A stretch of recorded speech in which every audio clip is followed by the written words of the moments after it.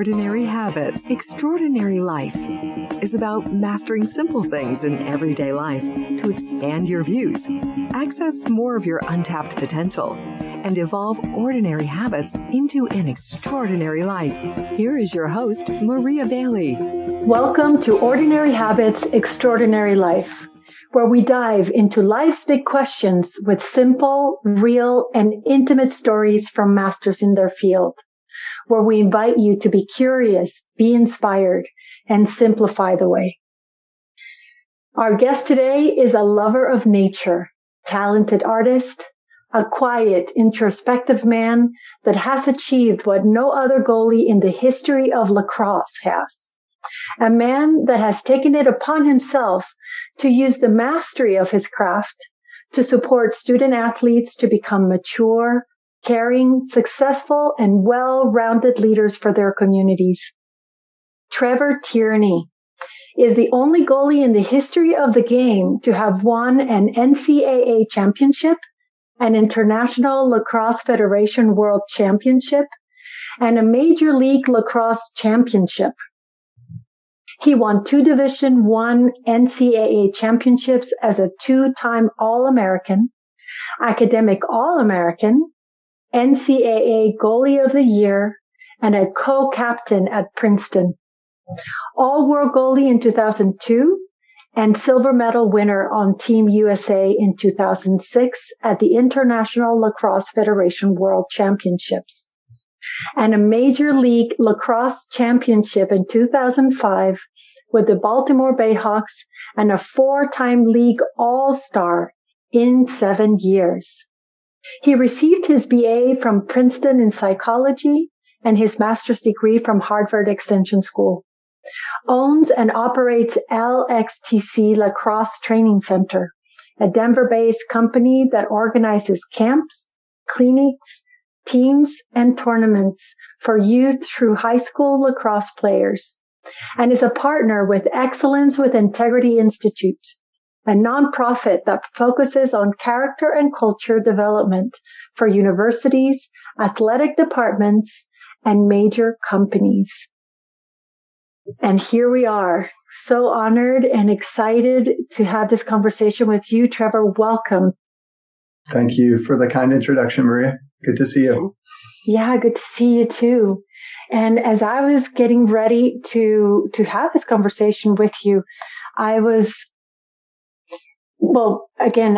wonder, where do we begin, right? What kind of question can I ask you, having had all the achievements that you have?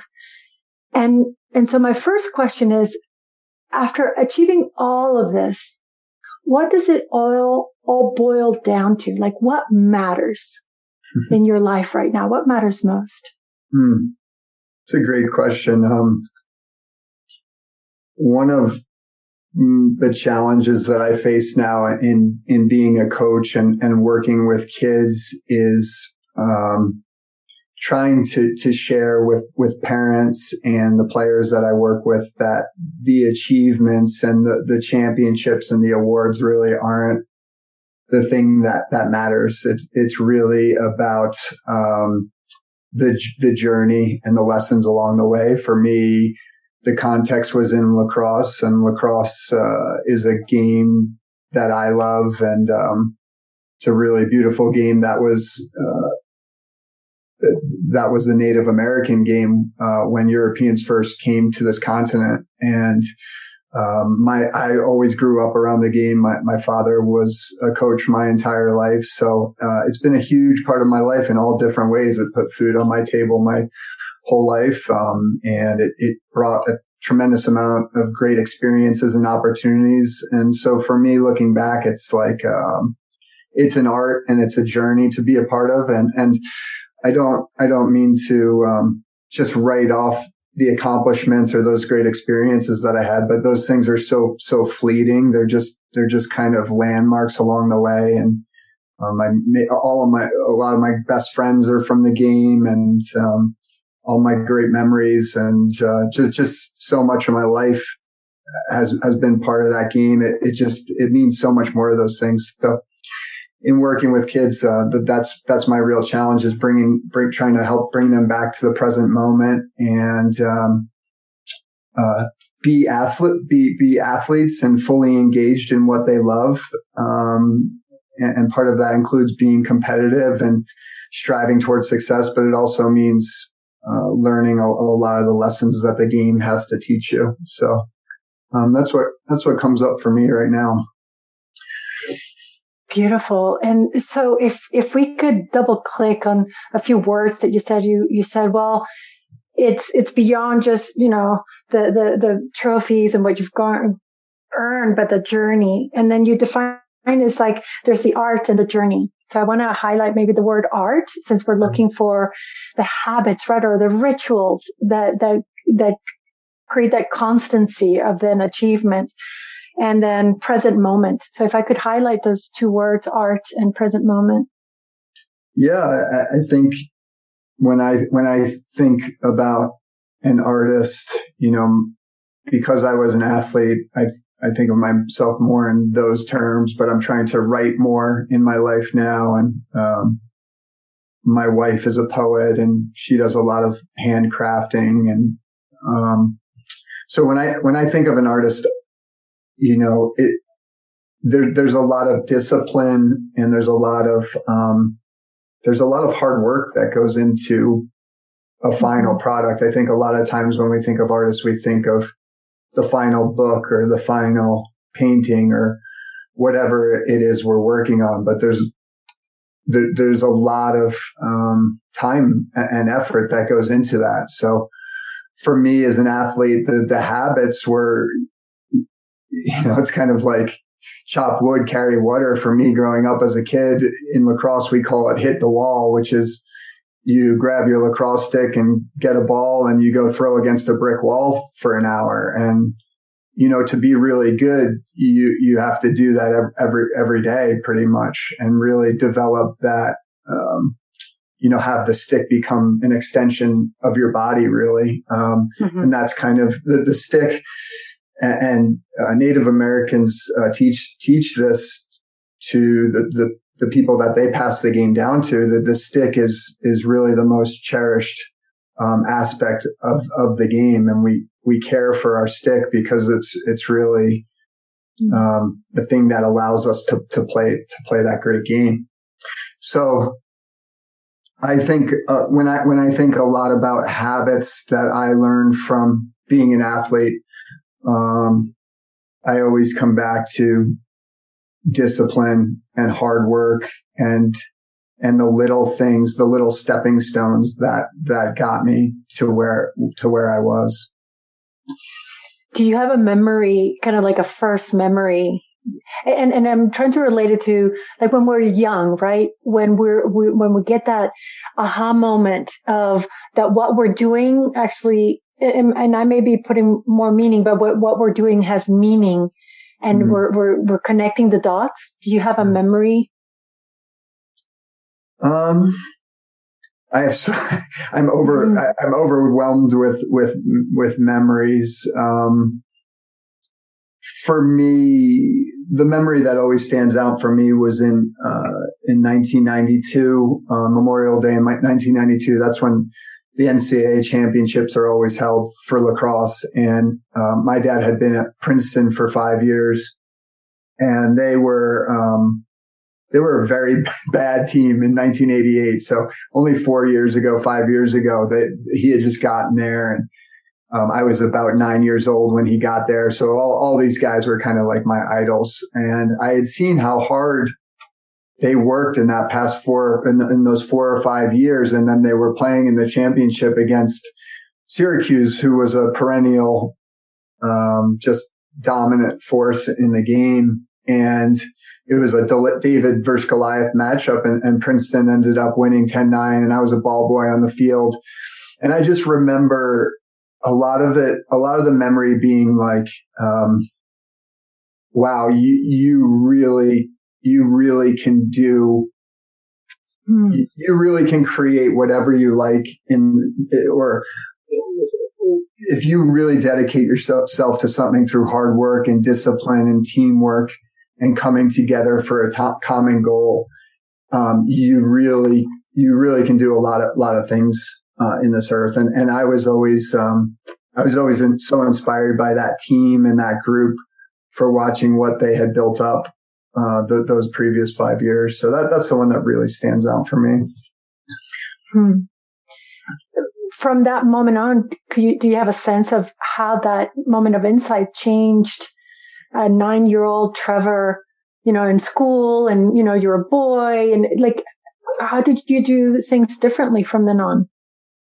Yeah, I mean, for me, that was my boyhood dream, was to get to that point and to live a similar moment. And what's so incredible is that game in 92, Princeton beat Syracuse 10-9 in overtime. And then in my senior year at Princeton, we beat Syracuse 10-9 in overtime. And and the games were remarkably similar. Like Princeton got up in both games, Syracuse came back. And so it's very, not many people ever noticed that. And for me, it was always so crazy, the similarities between those 2 days, and how much, a dream of mine had become this lived reality. But for me, it was what I dedicated my days to growing up, and I worked really hard. I started lifting weights at 13 years old and lifting weights every other day and running every other day. And I played 3 sports, and I really dedicated myself to being the best goalie that I could be. And I feel very blessed. I was surrounded by great teammates and great coaches that helped get us to that point. And that's one thing I love about team sports is the community aspect of it. You don't do it all on your own. You need that group coming together for that common goal. So yeah, that memory really changed my life for what I believed was possible, of what I could do with other people. Mm-hmm. Mm-hmm. When I hear, when we hear the list of the things that you have accomplished, and then we hear that moment in 92, right? It seems also like many things came together. And, for example, like a girl like me coming from Caracas, Venezuela, I couldn't even have the dream of lacrosse. I didn't even know that there's a game called lacrosse coming from Venezuela, right? So I also wonder, what do you think the role that raw talent, opportunity, and privilege play in achieving mastery? Because I believe that, things can be helpful for success, right? Like, but how would you define, how would you discern success and mastery? And how did you come master of your craft, or what have you seen those people that you admire master their craft? Well, there was one word you said was privilege, and I was extremely privileged because I had a father that was a coach in the game, who had worked incredibly hard. When I was about 4 or 5 years old, there were 4 of us in my family. My mom was driving us around in a rusted Volkswagen Beetle, and my dad was making about $16,000 a year as an assistant coach, and trying to, live his dream and also take care of his family. Right. So there was the privilege of being part of the coach. And a lot of times I think that word privilege is used as kind of like, can be used as a word to make people feel guilty. But if we use our privilege for the good and for the good of others, then I think that's an important thing to do.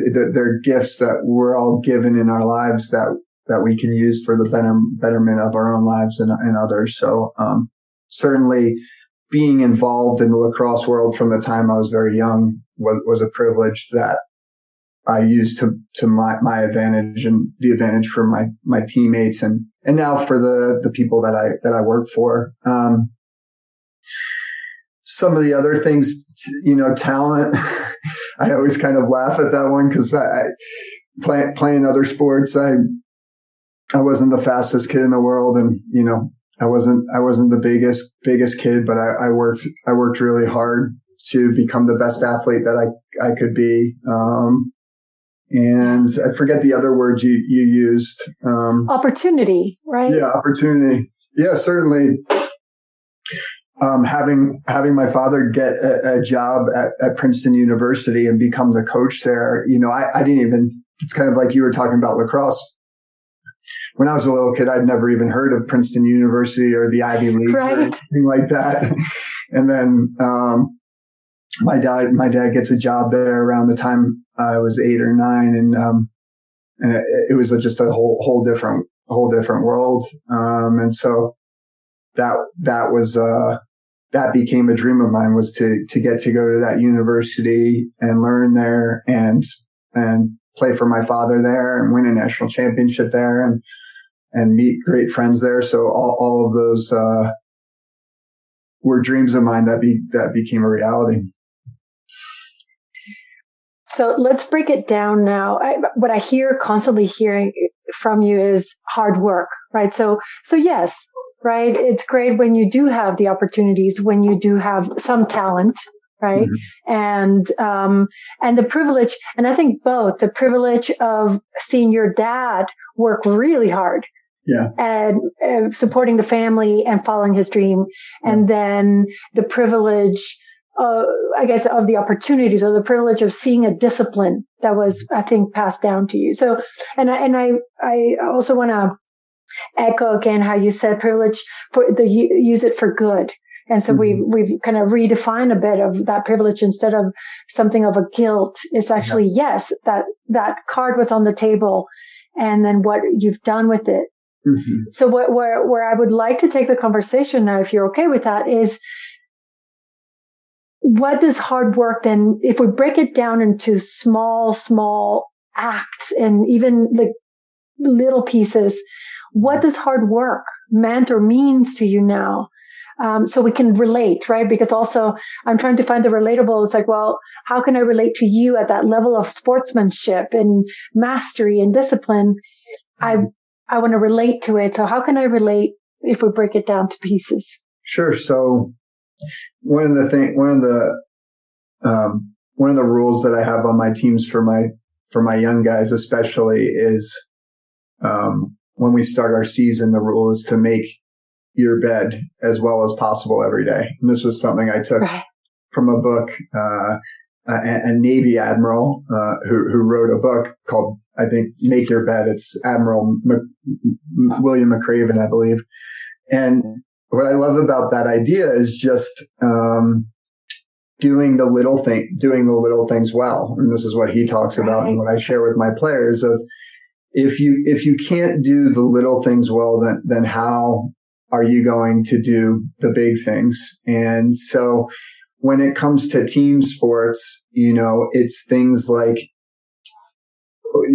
having our guys wear the same color t-shirts or the same color socks, and being a team around the little things. And to maybe more creative artists, those team-like disciplines can feel a little stifling or like regimented, but it's really those things go a long way when you're developing that discipline on focusing on the little things that matter. Because in a sport, if you're not disciplined on, let's say, not getting penalties, and you're in the penalty box the whole game, you're not gonna win games. Right. So for me in my life now, with how do I use that discipline in my life now with writing? I would say it's things like committing to writing 2 pages a day in the morning when I wake up, and trying to have that discipline as best I can to build up that muscle and to build up that habit that you're talking about. And it's like, because this is what's so hard for me to get through to my kids is when we project out to the future so far around what our end goal is, we miss all those little tiny baby steps that get us there. And so the discipline for me is about taking those little tiny baby steps each and every day. And it's not glamorous a lot of times. It's right. It's just, hard work is such I think it is. It's kind of like an overused phrase, but then it is something that's so tangible if you're willing to do it. I think a lot of times in our kind of self-development community, we try to create different words or different approaches, and at the end of the day, it's about like putting pen to paper. Or if you're a painter, getting that brush on the canvas every day and developing those skills. And that's for me where the hard work comes in, is actually engaging in the task that you love. Mm-hmm. I can relate to that. I'm hearing your invitation is no matter what I'm doing, and I guess we go back to the word present, how present can I be?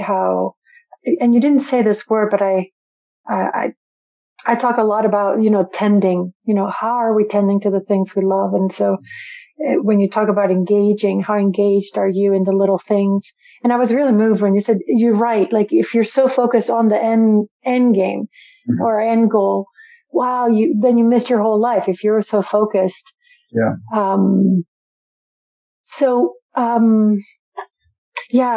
Now I have like, Trevor Tierney, the lacrosse goalie, history, and then Trevor Tierney, applying his mastery to writing and your new, creative outlets. At this point, what would you say you mastered? What did you master? Yeah, it's funny because talking about my athletic days, those days are long ago. I probably stopped playing 14 years ago or so, 13 years ago. So they're not really what I do anymore. They're kind of a distant memory. I'm trying to, a lot of my life is dedicated to trying to pass the lessons that I learned along to the kids that I work with and to the families that I work with. There's a lot of,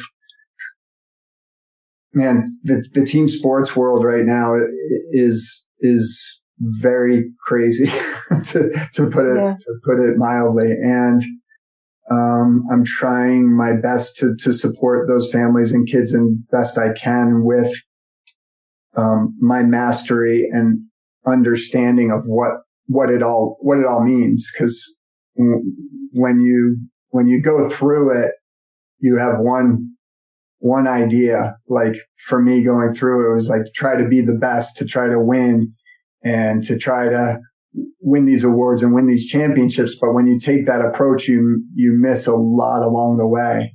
So it's like I'm trying to take that experience and support kids and parents to make sure that they don't miss all the opportunities that are there. And also I think the one thing I'm really learning that it's okay to be like an ordinary person, like ordinary habits.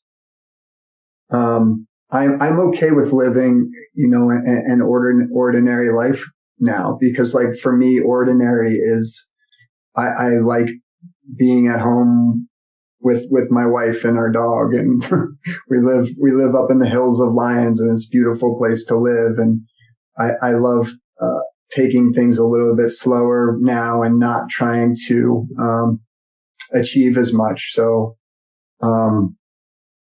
I like to think of the habits as just being an ordinary habits for me, to live an ordinary life that I really love. Mm-hmm. Mm-hmm. Mm. Yeah, I wish our listeners could see you, because I think actually being with you, it has more of the presence of the words that you're saying. And if I could just describe, like, you have the late morning or the early afternoon light coming through your window, and you're just, the word I would say, you're sitting there and you seem like a person that is content with their life, right? And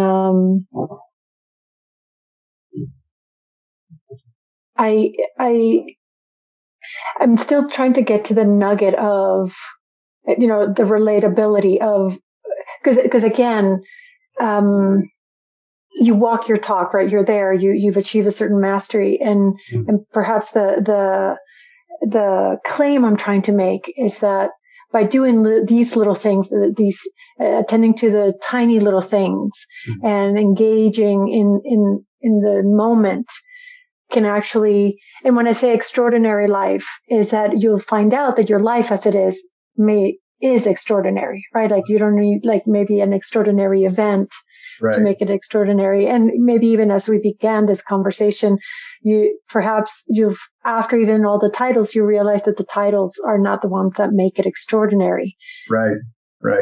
Yeah. So if I, I'm kind of here thinking out loud in weaving everything you've said, then what would you say makes your life extraordinary right now? And as I've defined it right now, right? Like, what would you say is extraordinary? I think what's extraordinary now is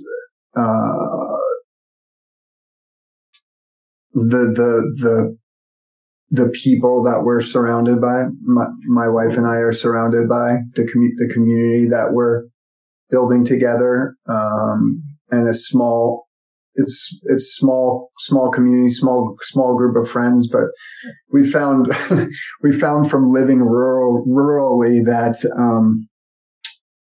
people tend to spend more time together and tend to really look out for one another more than even living in a town or small city when there's so many people around. So for me, that's the extraordinary part. And yeah, you're completely right that these little things are what can make a life extraordinary. Sometimes with the kids and families that I work with, there's so much emphasis on kind of like fame or being seen on social media or getting to the next achievement, that I think a lot of people look at extraordinary as meaning that achieving sense of extraordinary.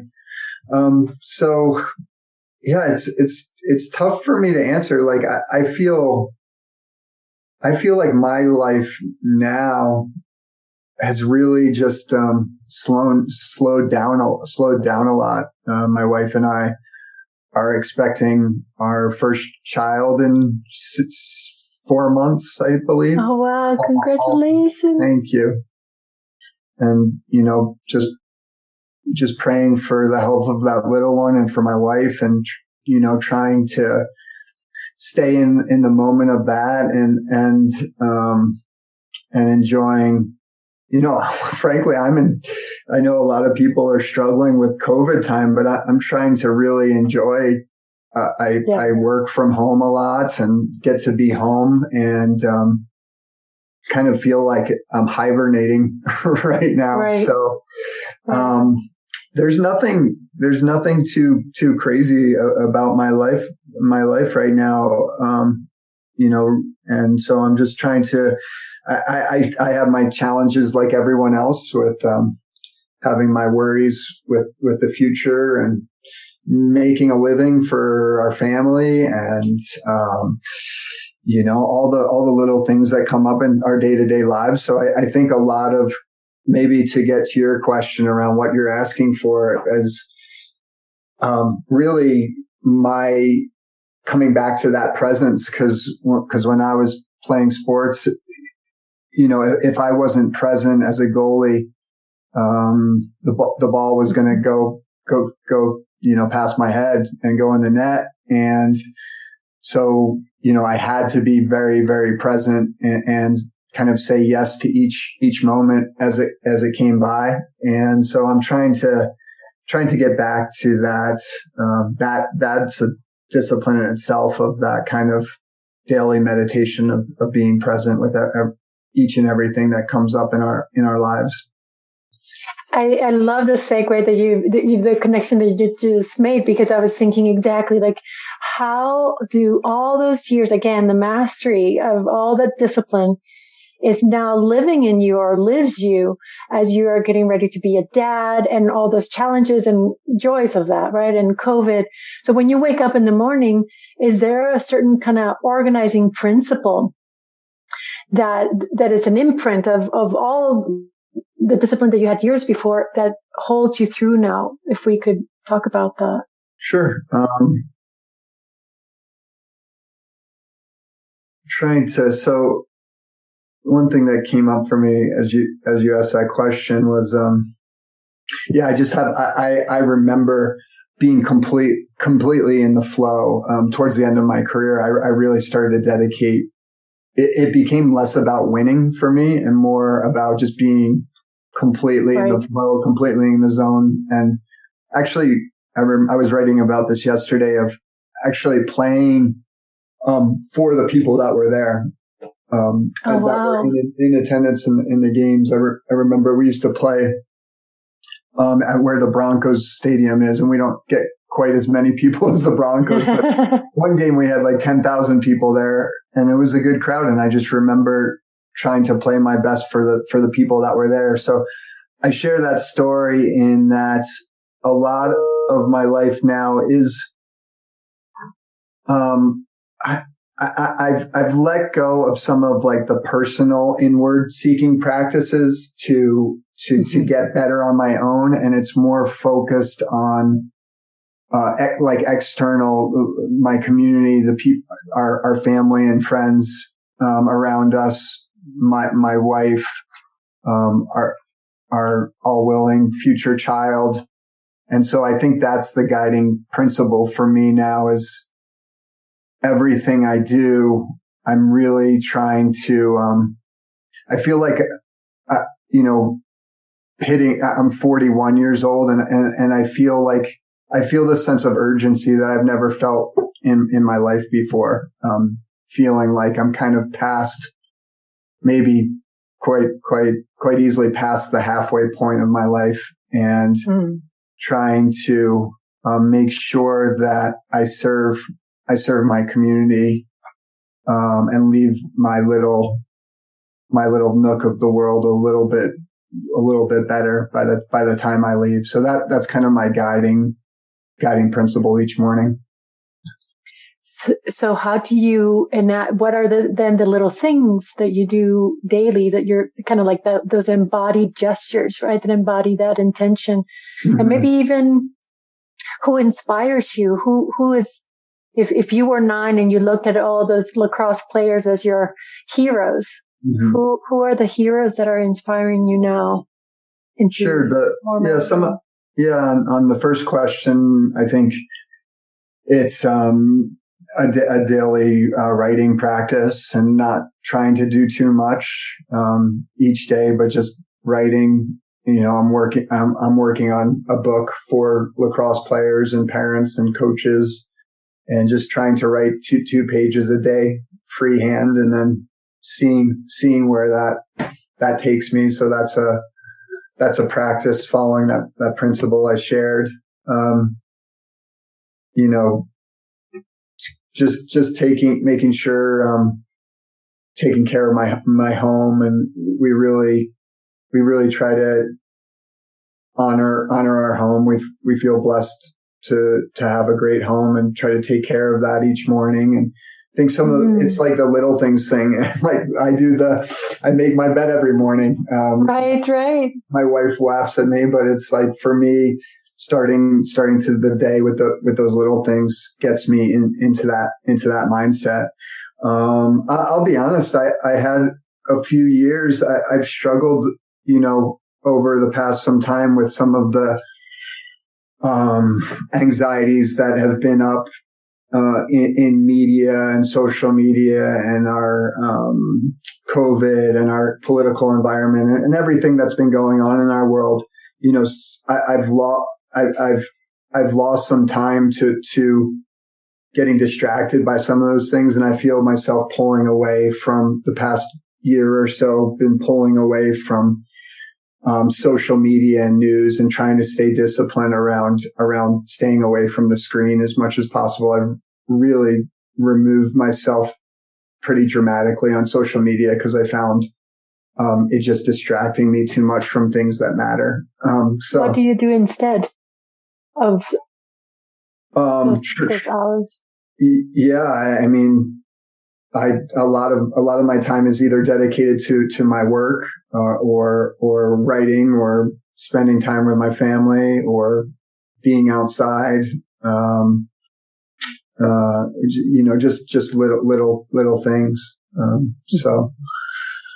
And then your second question around people that I look up to, I think people that have inspired me to live a more, live out.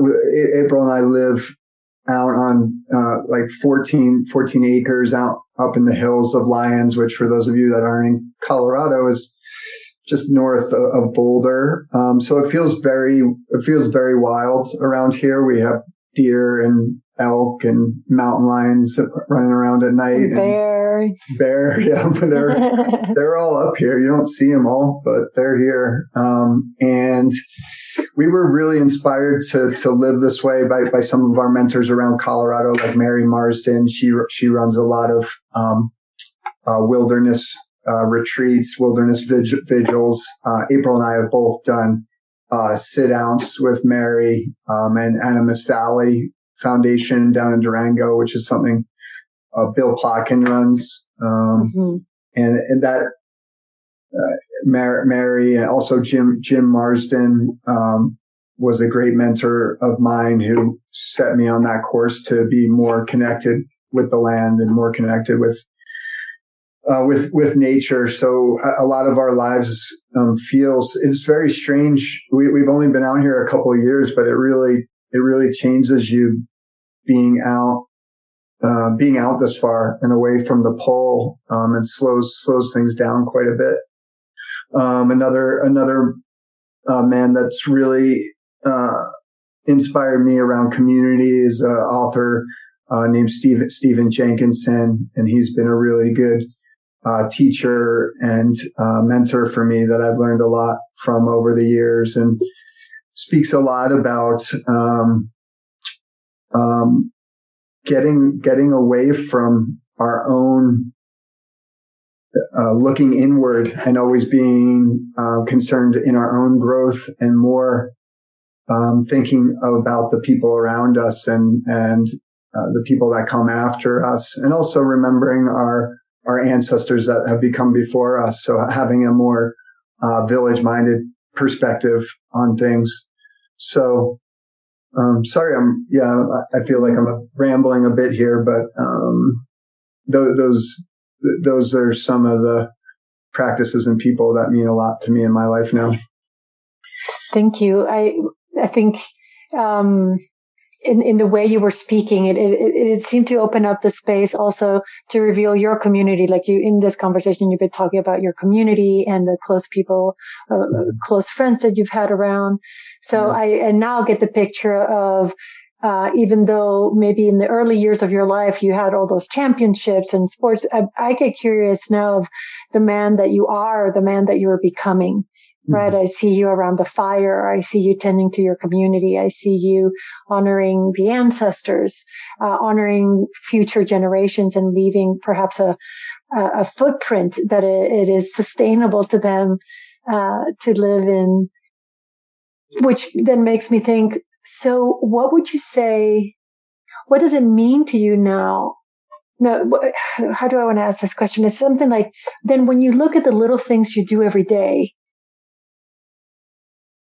what would you say is the mastery that you are entering into, or that it's living you now? Yeah.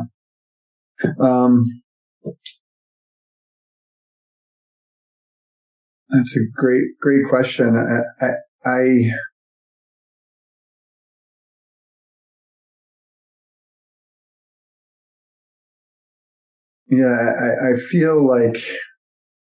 feel like in some ways I'm not answering the question, but I'm just being honest of what it means for me. But of course,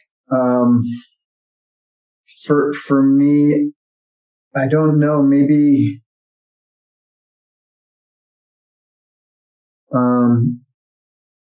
it's become less about me. So when I think of like mastery, I tend to start to focus inward, and it takes me away from what I'm really dedicated to, which really is having more of a village mindedness. I think our culture can be here in the U.S. at least, we're so individualistic. I shouldn't say our culture, it's not everywhere, but our U.S. culture is so individualistic, and we're looking to create our expertise so that we have some sort of identity in the world. And I just really want, for my life and for my family's life, that we have a small village that we give back to, and we take care of the people around us. And also I have another community. I have this community of, it's not small, because it's like, 250 kids and all their parents, and it's year long. And that feels like a different community for me that I give to. And maybe the mastery there for me, what I think the mastery for me is like the quote, one of my favorite quotes, and Stephen Jenkinson uses this quote in one of his books, so that's where I heard it. But it's a quote by Carl Jung, I believe, and he says, "I'd rather be whole than good." And I think so much of our culture we've gotten to the point where people are looking to be like, famous online or whatever it is. It's almost like it's become, I'd rather be famous than good. Right. But I think I'm kind of at that point where I'd rather be a whole person, like a full human being, whatever that really means, a mature adult, a mature man in this world. And I'd like to show up in that way authentically to serve my community. So I think that's kind of my mastery that I'm looking for. Yeah. And I got it now. You said it several times in this conversation, and I think it finally came through to me, and I hope maybe our listeners are getting it. It's like that there's a definition of mastery where it focuses on self. Like, I am a master of something. Right. So again, no shame, no blame. That's at one level.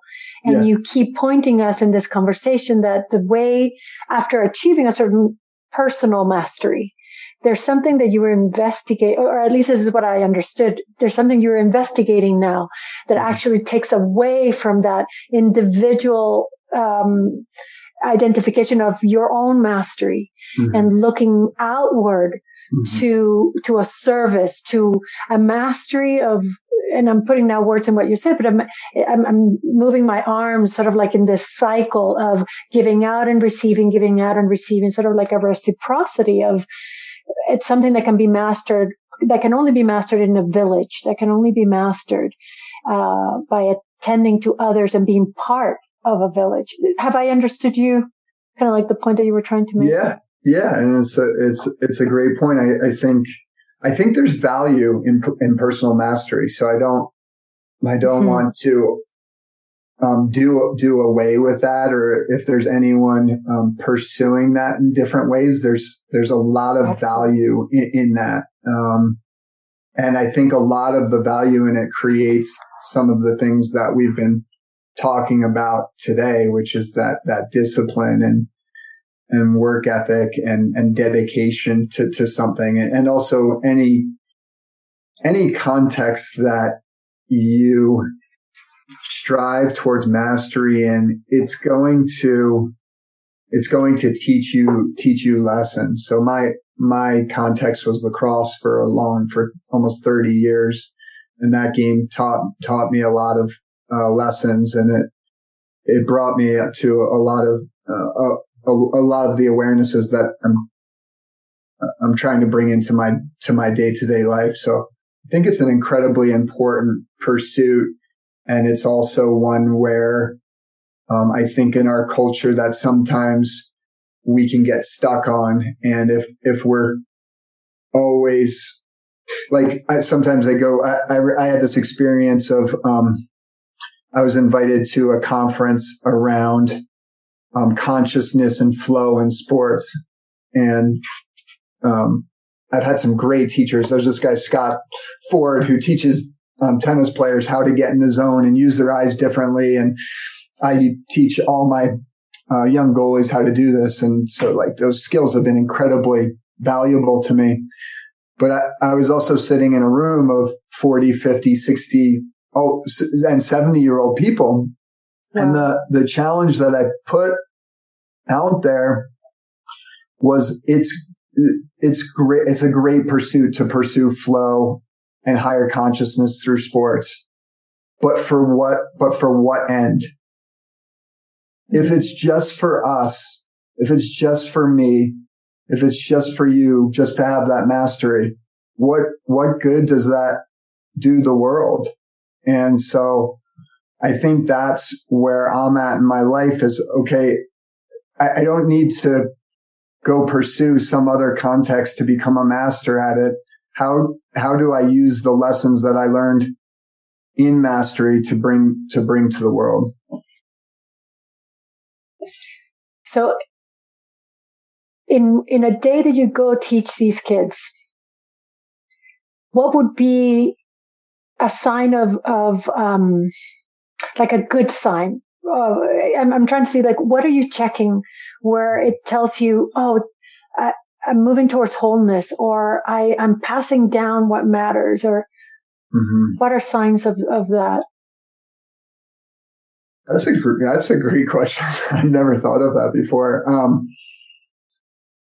There are things in athletics when you're around that world for so long. There are ways that you're able to witness young athletes, the way they carry themselves. Maybe it's before a game. You can see how they're mentally preparing themselves and able to kind of stay loose and get focused for their game. That tells you that there's something around. They're starting to understand what it means to be present for their game. Mm-hmm. There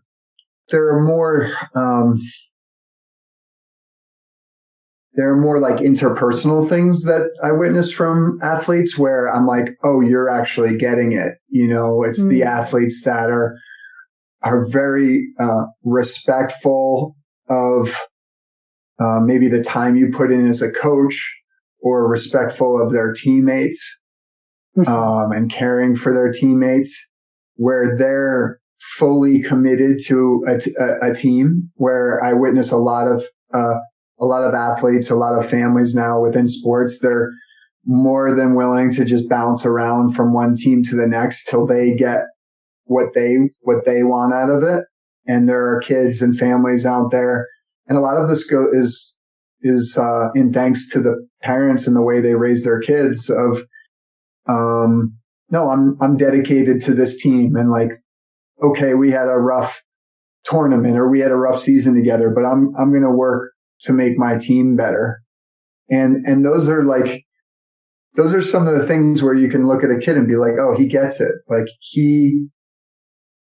the thing I love to see for a kid is like, he's going to be okay. He's going to do well in the world, regardless of whether he becomes a great lacrosse player or not, because he's really taking some of the valuable lessons that lacrosse has to teach him, and he's starting to integrate them. And I say he because I work with boys, although we do have we have started girls teams and other coaches out there, but I work mainly with boys, so that's why I use that. But it could be for any young person in sports.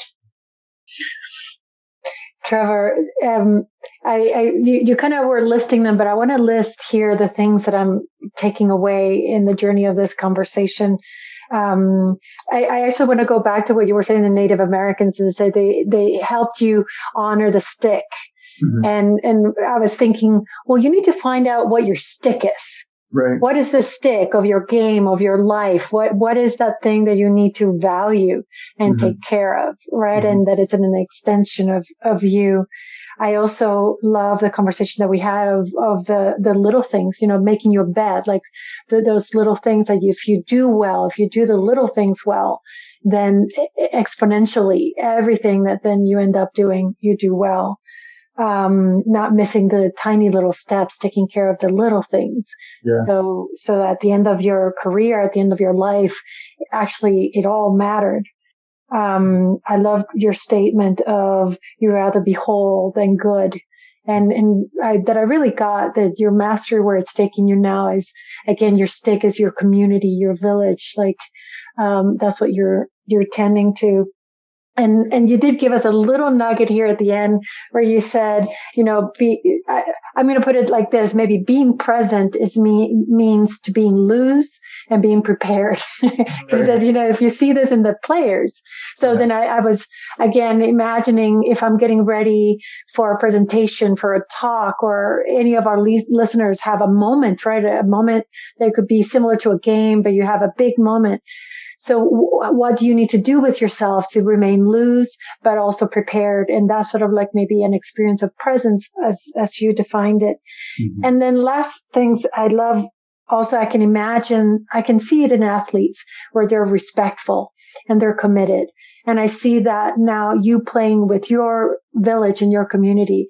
You are respectful of your ancestors and the community that lives with you now, and respectful of your child coming in. And also committed to your community.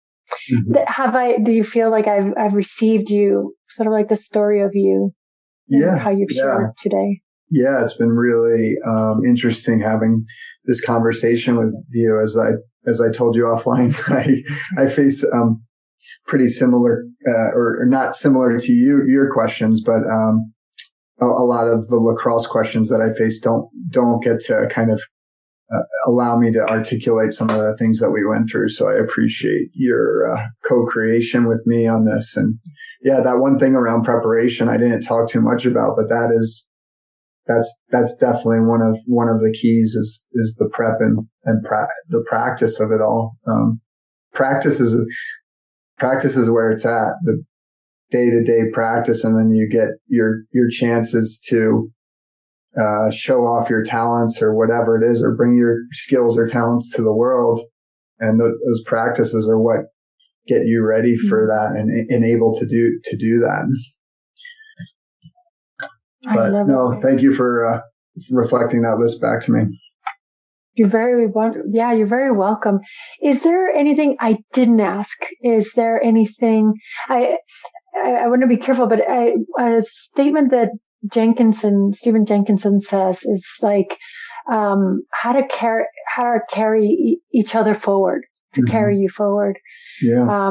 And he means and there's a documentary of Stephen Jenkinson, the grief walker, that mm-hmm. I'll say personally for our listeners, if they haven't seen it, I recommend it because, it was very meaningful to me. But there is said that at the end of our life, he says that what we are worried about is who will carry us forward. Mm-hmm. And that really touched me. Yeah. So in that light, how that has touched me is like, when I'm here with you, what piece of you can I carry forward for you? Yeah. Thank you. What I learned from some of his teachings and certainly the teachings of that documentary are, I hope in this conversation, I've remembered the game of lacrosse well, that I've shared it with maybe people that have maybe never heard of it before. So I'm remembering this old game for people, and remembering the people that I'm grateful for bringing into my own life, including my own father, and also, maybe one thing I should have said earlier was one of the greatest lessons that I think Jenkinson as a teacher tries to remind people of is there is no inevitability in our lives. There's no inevitability that we're going to get another day to practice or to pursue our mastery. Really our only chance to do something is today. So there's kind of that sense of urgency maybe that we can carry forward when we're maybe this level of mastery that I'm at today is as far as I'm going to get with anything. So and being grateful for that. Beautiful. Yeah. When you say that, I'm reminded that how precious this moment is. And given more time, you can grow more in your love, but appreciate again this moment as it is. Mm-hmm. Trevor, thank you so much. I am again so grateful to have this conversation with you. So touched both by the level of your mastery, but also the depth of your care and where you're taking it now. Yeah, thank you for your great questions and presence, Maria. And it's always good to see you. So thanks again. If people want to reach you, where can they do that? Or how do you want to connect with people, if at all? I am still on social media. If you're not a lacrosse fan, my Twitter feed isn't much to follow, but it's just at Trevor_Tierney. And that's probably the best way to reach out to me, and I can connect with you over email after that. All right. Well, until next time, be curious, be inspired, and simplify the way.